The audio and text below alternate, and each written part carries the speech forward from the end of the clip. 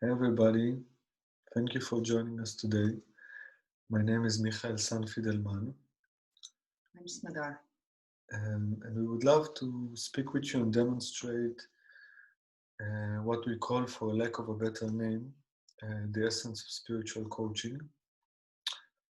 And I would love first, before we dive into that, I would love to share with you how I came to that. Just a bit of a story to set up a bit of a background, and the story has a little bit of a insight inside of it. So I was basically living in Israel, and I was working as a healer, and was on the healing path for 10 years at the time, and was going through beautiful processes, and was always was a feeling of something not quite there for me. There was a bit of a void, and the thought that were running in the background of my mind throughout all of those beautiful journeys and my evolution was, there is some place to reach. I'm not quite there yet. I maybe if I will do more work, maybe if I touch a deeper essence inside of me, my calling will become more clear. My sense of connection will become more alive, and I was always trying to reach to that point. I was always imagining this point in the end of the road and believing that I'm walking the road. And the feeling that came with it is a lot of excitement and impatience, and as I said before, a sense of void. And there was inside of me, I felt like a longing, a deep longing that had two manifestations of this longing that I couldn't understand at the time. I couldn't understand this longing at that time, but there was just a feeling, a sense that I was going in circles. Even though my energetic body and my emotional body was clearing, I becoming more mature, my relationships with life became always a bit more smooth and harmonious as I was able to go through a lot of childhood conditions and become more aware of my soul. Yet there was a sense I was going in loops, that I was living a story, and I just it was just a sense. I didn't know what the story was. I was just a feeling of I was longing to meet somebody that could pull me out of my own story, that I could see something that I'm not able to see. And and the other sense of longing, which had like more sense of a fire of it, and you read about it, I feel it's very common to many of us, if not all of us, that you it's very clearly to feel it when you read like a Rumi poem. It's this longing to what in simple words we can say longing for God, but maybe a more accurate ways to say it is longing to to know and be this essence within all of us that does not change, this divine presence that is just here all the time, no matter what is happening. And the manifestation of that is a longing, because the longing is not being satisfied by an intellectual understanding or even not by a spiritual experience of like an opening, like in a ceremony or in some beautiful meditation. The longing is just there, and I have no way to answer not to the longing and not to the feeling that I was stuck in my mind, basically, in my spiritual journey and in my life. And after life brought me to India, and I was able to meet those longings, were able to have like an expression. Was starting to meet teachers from different traditions than I was following before. That was more focused about focusing on a distinction, and this is what also the spiritual coaching is a lot about: the distinction, the discernment, not the separation or the judgment, but the discernment between the mind and his stories and our true essence, which cannot be described in words, cannot be a concept, it can only be felt and known in a deeper level of knowing, like self-knowing. And then I was more clearly able to see my mind, and that was a huge relief and like a level of happiness I never experienced before. And I knew this was for me. This what I was looking for. This was the beginning of meeting more of what I am and meeting more of my mind and the subtle and not so subtle stories that he was telling me about myself that I couldn't see before. And when I say stories and thoughts, it could be very like gross stories like abuse and trauma, like that are obvious and clear and that they are seen on the way the body is and the way how we interact. We can see that more or less. And much more subtle stories, like spiritual stories, stories about life purpose and fulfilling our mission and why we are here. And those are the most subtle level of thoughts that we can easily kind of see ourselves in the world through those thoughts, and then, in a sense, kind of lack the clarity of what truly is, that is never a story or never a concept. And very refreshing to discover that even the most beautiful story cannot give us what we're longing for. So this is basically kind of like the short introduction. You have to say something? Yes. As the feminine aspect of this duel. Who doesn't know us, me and Michael are partners and we are parents together to a beautiful 2-year-old. And what I found is the huge blessing in coaching, the way that we practice it and share it, is that whatever Michael now introduced is I want to say it's big, not in the sense that it's out of reach, and not in the sense that it's not here. But the beauty in coaching, we'll just say what is that it reveals this mystery and this oneness and this being one with the energy of life, with life itself, through the most mundane day-to-day encounters that we have with ourselves, in our relationship, in our parenting, in everything. So it's not something that I have to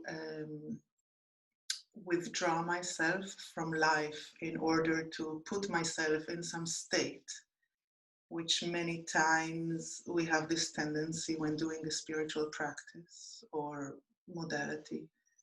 But it's really observing in life while I am experiencing whatever it is I am experiencing, to notice this this motion of life that I am part of, or is happening through me, and the ideas that I have on it, upon it, that I am projecting on it. And it's really in the moment seeing. And this is, I met this coaching when I was just about to give birth. So it was very practical moment and a very practical tool that I actually used that also in birth. But it's like this really to our teacher calls it to ground ourselves, to put both of our feet, to lay them inside this knowledge, this knowing of oneness, and see life through it. And there is a huge relief and freedom and love that comes with it. So the idea that we had today is, instead of talking about it, is to share it. Actually, because we have this huge privilege of being together and also both learning it and practicing it together and separately. We thought to introduce it to you by this way, that one of us will coach and the other one will be coached. Mm. And you can sense the beauty, hopefully. Maybe just to say that we use the word coaching because we don't have a better word, but it's not the most accurate word. There's no much similarity between a coaching of reaching like goals or in life, or using our determination or motivation or will to achieve a specific goal. It's really not about that. Just repeating, it's more about the ability to discern from the movement of thoughts and stories to our true nature, to what truly is, which always is. And so, yeah, Yeah, let's go. let's go. What do you feel? Want to coach, or I will coach?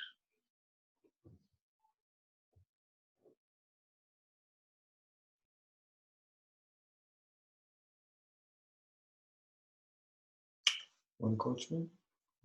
Yes. Okay. Good. Okay. So, is there a specific topic you want to go with, or do you want to? Because we can use something that we see in life that repeats, or something that we feel is no, not exactly flowing, or we can also just dive in.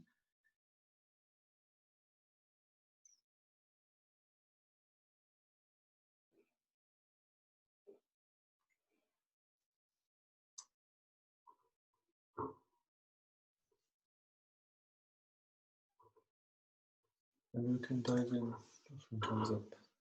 Okay, so just take a moment to feel yourself, to feel your breath,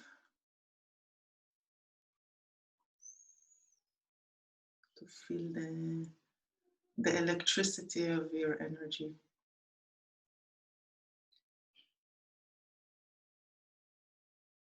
And we zoom into the emotional field.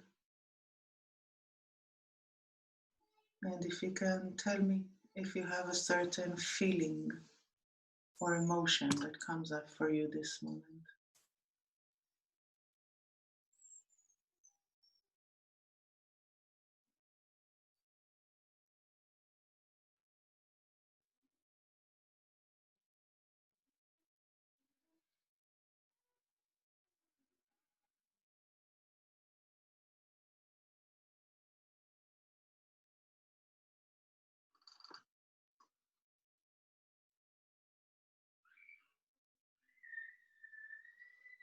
I'm sensing it's not really an emotion, but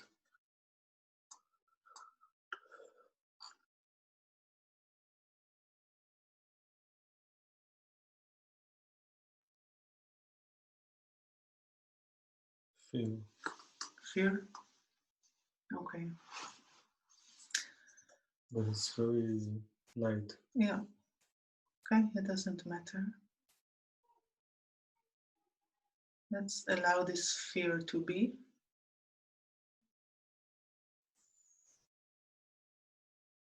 And again, we also zoom into it. We just dive into the fear, let it become a bit bigger. We're not manipulating the intensity of it, we're just allowing it to take up space. And listen to it. And see if you can identify the thought that brings up this fear. The thought is, I don't have control over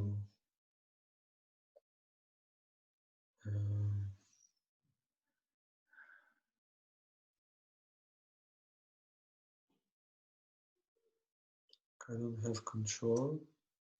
Yeah, let's just say that I don't have control. You don't have control. Over what? Over my actions and responses and movement.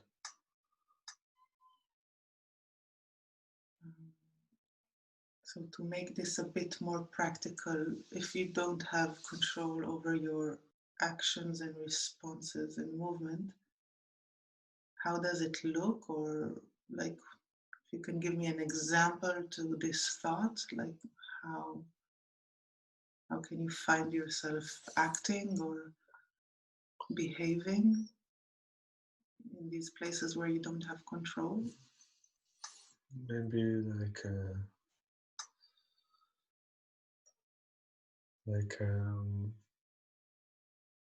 it's like a child that doesn't have, does not have control, so it's not can be loud or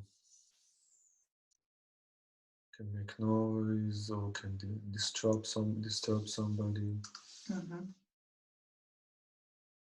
And if the fear is that you don't have this control. Yeah, and it can piss somebody off.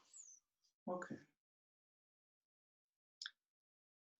And if somebody would be pissed or angry or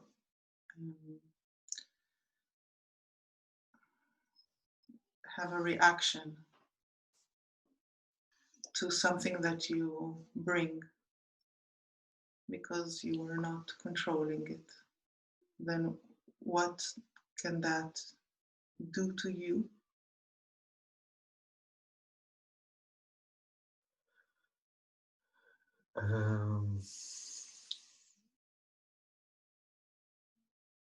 So somebody can become angry. Mm-hmm. It's like a thought from my childhood. Somebody can become angry, and then I will feel like I need to restrict myself more. Like it would put me into even more restriction. Let's go slow here, okay, because we want to untie the ties of the mind. So I'm asking again, when you are out of control and somebody gets angry with you because you did something that pissed them off. And I'm just saying, as we do that, you can see if something similar comes up in you. It was not planned, so there's likely it's connected to this group session. Yes, and we all basically share very, very similar, if not the same, thoughts as we are one. So yeah, you can experience this inside you. But let's go back to you. So if someone will get angry because you did not control yourself, what will that do to you? Not the reaction that you will have, but if you allow this anger to really come out on you, what do you believe will happen to you, to the life that you are, to the energy that you are? It's like I will become smaller, because the bigger force would minimize something. Yes. Good. So your life energy will diminish. Yeah, my life and my expression, my joy is like will. Okay. So this is the thought that we are looking at, and it is ingrained in your energy.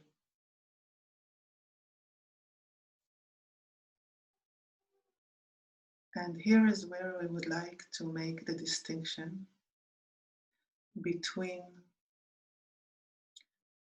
thoughts that we believe in and reality itself. Because when we believe a thought, we take that interpretation upon us and we live life through it as if this thought is real. And when I believe this thought, that if someone screams and yells at me, then my energy becomes smaller and my joy is contracted, then I will most probably, if not for sure, experience it like this. Because this is what we know, that thoughts create our reality.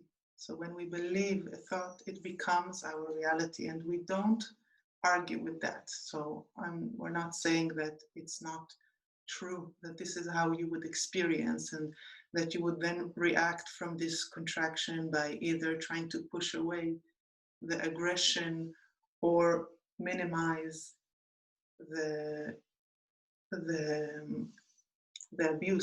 abusive force by shutting off or running away or whatever our mechanisms will be. But what we do want to remember, and this is this moment when we allow ourselves to really ask if it is true in the essence of life. When I remember that my nature is love and is light,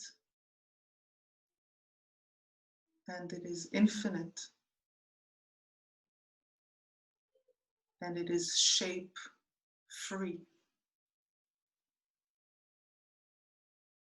then is there anything that can come upon me that will change that? And again, I'm repeating the distinction, and then I would be happy to hear from you. If I believe that it makes me smaller and weaker, then of course it will shape my reality. I will feel like it, and my next reaction will be taking that belief as the truth, and from there.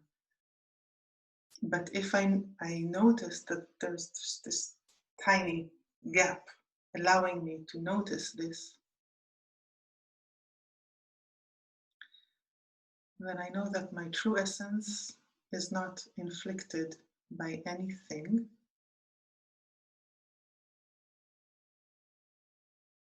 There might be a thought arising in me, and this will be my opportunity to question this thought and to question my belief in it. And I want to take it even another step forward, as we are always in communication, in relationship with one another. Then whenever I remember this true essence of mine does not change, no matter what aggression comes at me, then it's even an opportunity for this aggression to see itself and to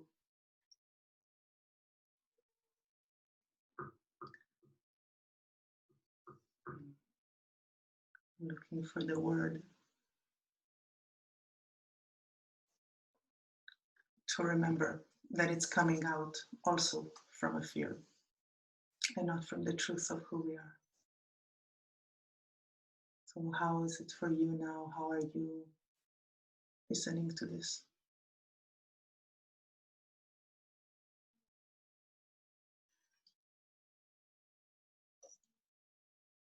I feel like it's more clear that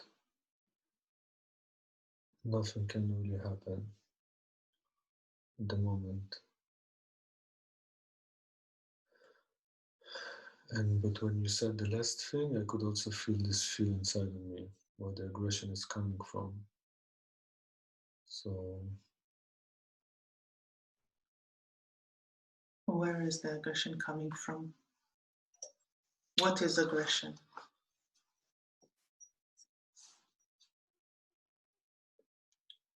If I'm really afraid that maybe what we actually spoke about yesterday, if I'm really afraid that if I feel I'm limited and something can be taken away from me, or there's like a boundary I cannot cross and is being crossed by somebody else, then the fear brings the aggression. Say it again, please. I didn't get it. It's like if I really believe I need to protect a specific boundary, and somebody's crossing that boundary and I feel threatened by that, by my nature, like something inside of me can disappear or be really, something can change, in a way that I don't want or I'm afraid of, then the aggression comes to protect the boundary. You're talking about your aggression or the initial aggression that... It can be mine or the initial is, I feel it's the same kind of.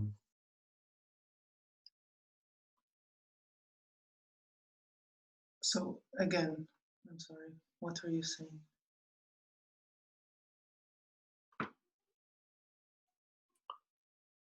That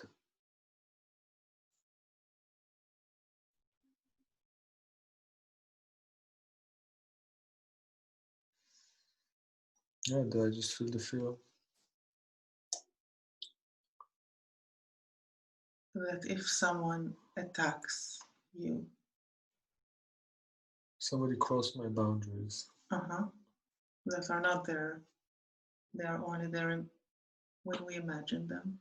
Yeah, so if I believe that I really need to have boundaries, then I'm afraid and I'm using aggression to keep my boundaries and so nobody will cross them. Yes, because you believe that if someone crosses your boundaries, you will be hurt.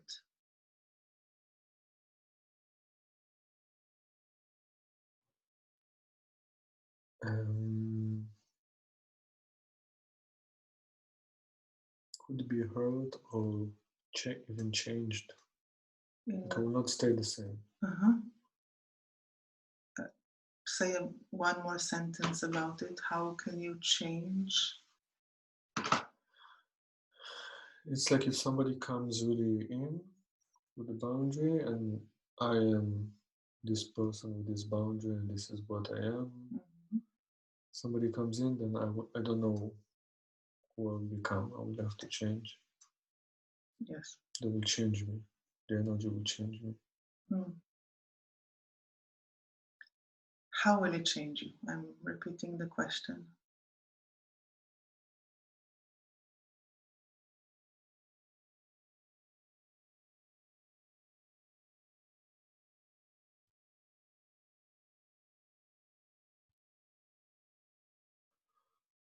Okay, so from the fear, I feel it will make me smaller. Yes, you said it before, that the boundaries, and I said that they are imaginary, they maintain the shape of your identity, of who you think you are. So when we try to hold on to this shape and someone is crossing or crushing my boundaries, then my shape becomes smaller or is hurt, is deformed. This is the thought. Now the invitation is to realize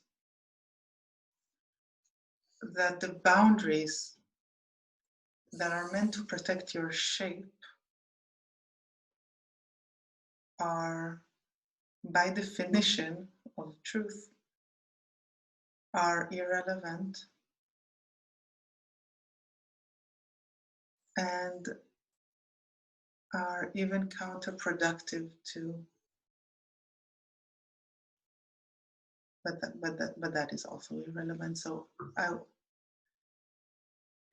you can put these boundaries and then put a lot of energy in trying to protect them and who you believe you are And we are full of these strategies, and sometimes they work, sometimes they don't work, but mostly we become obsessed with them, and our life become a huge struggle of trying to push away what we believe can hurt us and maintain what we believe is there. And it's actually really, really exhausting. And what more, it only limits us to these strategies, and that's not why we are here. It's not really living, and it's not really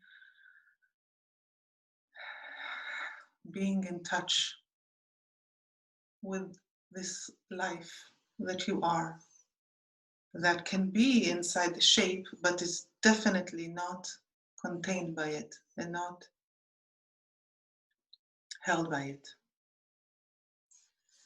So what will happen if you really allow yourself to know that the essence of life that you are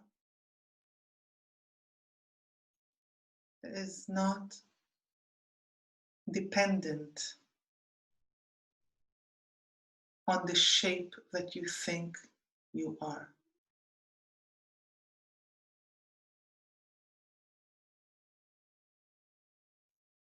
What will happen when someone from the outside will come and try to knock down this shape that you are holding on to, believing that this is who you are? Wouldn't that be your true opportunity to just let it go, let that shape die, and witness, see whatever remains that can never be stripped away from you because it is who you are?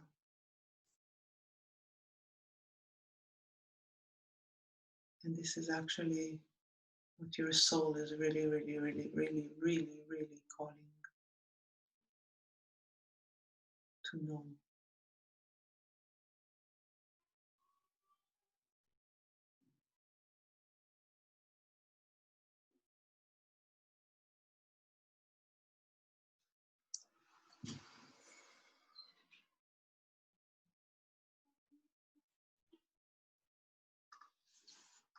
Okay? And this kind of is a moment of, I feel like surrendering because I cannot. It's like an invitation to let go really myself, my identity, to know clearly that life, what it is. Yeah. Thank you. Thank you.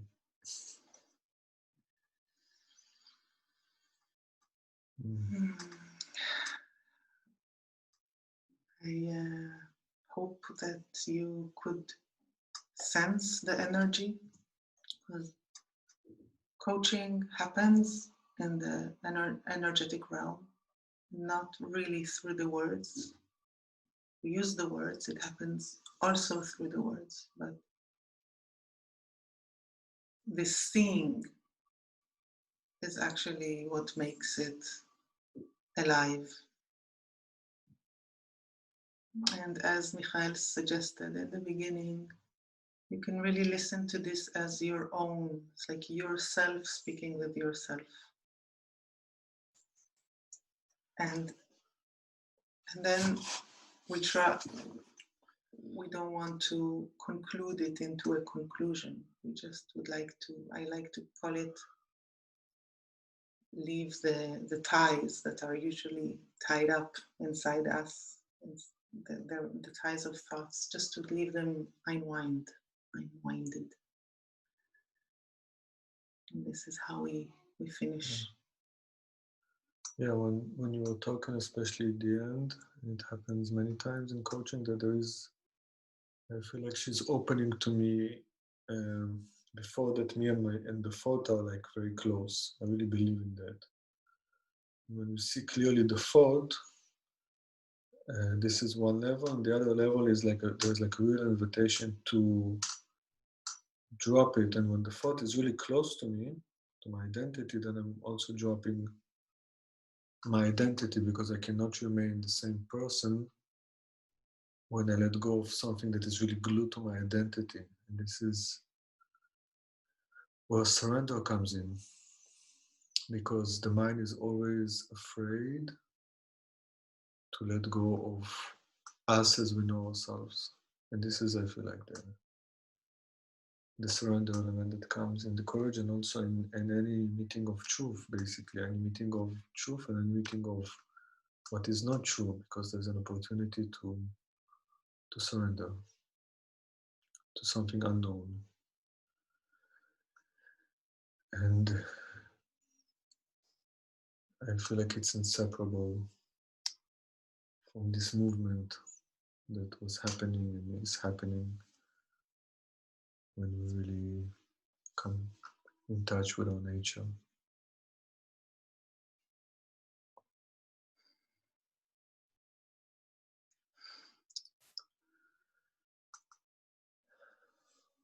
Beautiful. So we're very open if you would want to write us by the beneath the post to your comments if you have questions or your thoughts or your experience. We'll also would put a link or to. Well, actually, yes, we are trained by a teacher from Israel. Her name is Ruth Bar Shalev, and she's publishing a website like in the next 2 weeks. So It's in English? It's in English. Okay. It's in English. There's books in it. There's podcasts. It's really, really beautiful. It's a lot of information about coaching, which is again, it's not a method, but we can use it. And so we'll just put this, maybe we have to go back to the post and put it when the links are available. They will be very, very soon. But until then, of course, feel free to contact us. And yeah, that's it. Thank you very much for taking the time to experience it. I feel it's very valuable. I hope it is for you. Yeah, I just feel maybe to add a small discernment about, because I feel it's maybe relevant also to all of us at these times, and it's a little bit about what we said in the beginning about surrender. That there is, we usually put conditions when we can surrender. So if there's like a person we trust, if there's a teacher we trust, if there's a space that our mind sees as safe, then we say, okay, now we can experience more of our usual boundaries and our identity, and we can open up to something bigger. And I feel what true surrendering is offering is to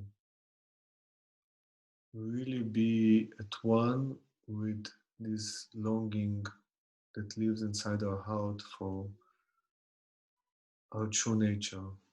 There's like a longing inside, I feel, everybody, and this longing is opening up to something that is already here. It's already present. It's not somewhere like there or like a higher self. It's not like that. It's already here. But the longing is kind of what enables like surrender to happen without conditions, because just the passion and the love and the movement is so strong that it can easily takes us beyond the boundaries that we usually put in a sense between us and the truth of who we are, which doesn't really exist. It's like a made up boundaries. But when we believe in them, experience a level of separation. So, yeah, just felt like to say that about surrender. Good. Lots of love. Bye bye.